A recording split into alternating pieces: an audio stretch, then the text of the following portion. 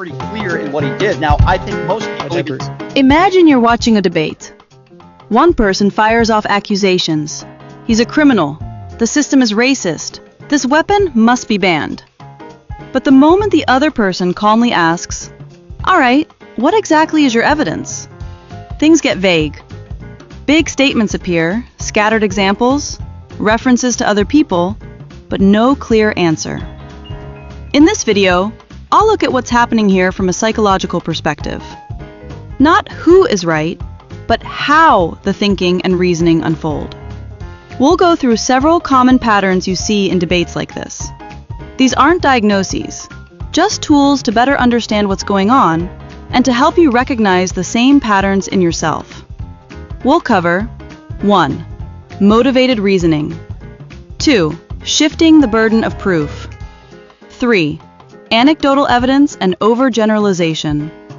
4. Topic shifting and whataboutism. 5. Cognitive dissonance and inconsistent positions. 6. Moralizing and black and white thinking. Then we'll close with what you can take from this.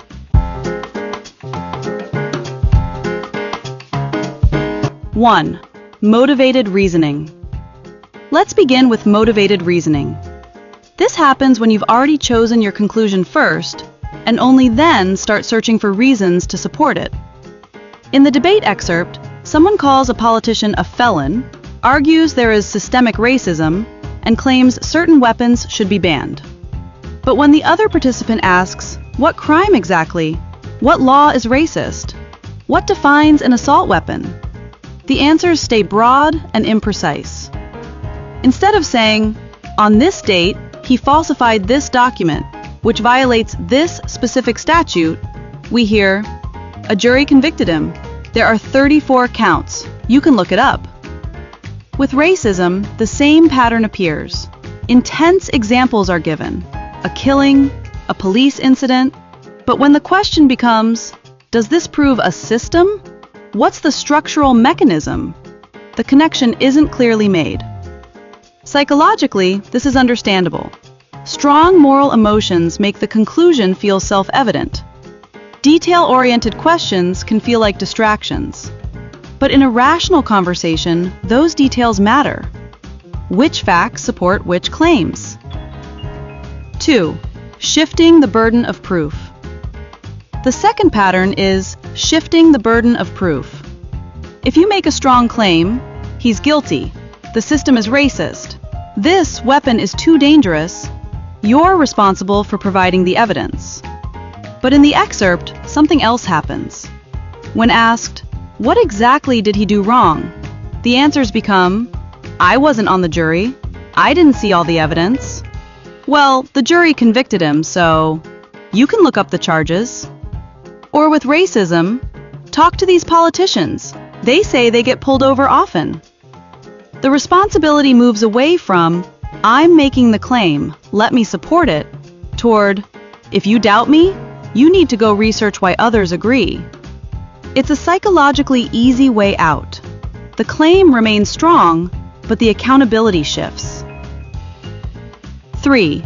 Anecdotal evidence and overgeneralization. The third pattern is anecdotal evidence followed by overgeneralization. The speaker uses emotionally heavy examples, a killing, a violent police encounter, stories of routine traffic stops. These are serious, important situations.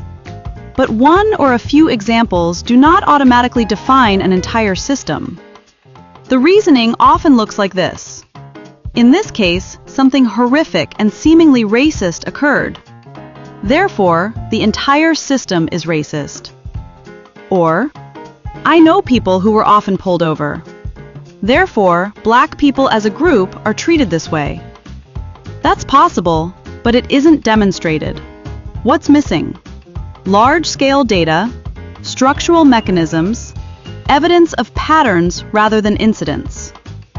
Without those steps, the argument stays symbolic rather than analytic. Emotionally, a story can feel representative. Logically, it needs more. 4. Topic shifting and whataboutism. Another common pattern is topic shifting, sometimes known as whataboutism. Whenever the conversation gets too specific, like, where is the evidence in this case? The topic shifts. What about the Epstein files? What about poverty? What about other victims? Or, when pressed for a clear definition of an assault weapon, the discussion moves from technical specifics to moral arguments about harm. This is usually not deliberate manipulation. Psychologically, it's a way to avoid discomfort. When someone senses, I don't actually have clear facts here, it's easier to move toward a domain where they feel more confident, moral outrage or broad statements. But the original question remains unanswered. 5. Cognitive dissonance and inconsistent positions. Next is cognitive dissonance, the tension between what we claim to know and how strongly we state it. In the excerpt, you hear, I didn't see the evidence myself, but also, he's definitely a felon. Or with racism, I don't know what it's like to be black, but also, I know for certain the same incident would never happen if he were white. Those are contradictory positions. Since we can't test alternate realities, certainty becomes more emotional than factual. People often relieve that dissonance by reframing the other person's questions as insincere or irrelevant. It protects the belief, but weakens the reasoning. 6.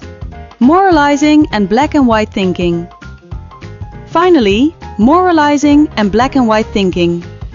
The discussion is loaded with moral language. Lynching, discrimination, weaponizing, cover-up. Since it activates deep intuitions about right and wrong, but it can also shrink the space for nuance. If you don't accept this example as systemic, you're minimizing racism. If you ask for details in the conviction, you're undermining justice. It becomes harder to say, I condemn this morally, but I still want clarity on what it proves. Black and white framing makes debate feel simpler, but it obscures complexity. When watching a debate like this, it's easy to think, that person argues badly.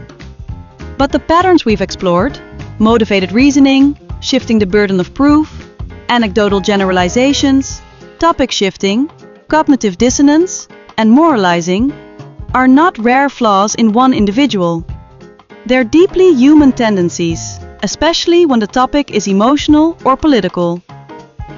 Next time you find yourself in a heated discussion, try asking, did I choose my conclusion before looking at the facts? Am I offering evidence or asking the other person to find it? Am I using one story to represent an entire system? Do I change the subject when I feel cornered? Can I admit, I care about this a lot, but I'm not entirely sure? When you can do that honestly, debates become richer, clearer, and more grounded. And you gain insight not just into others, but into your own thinking.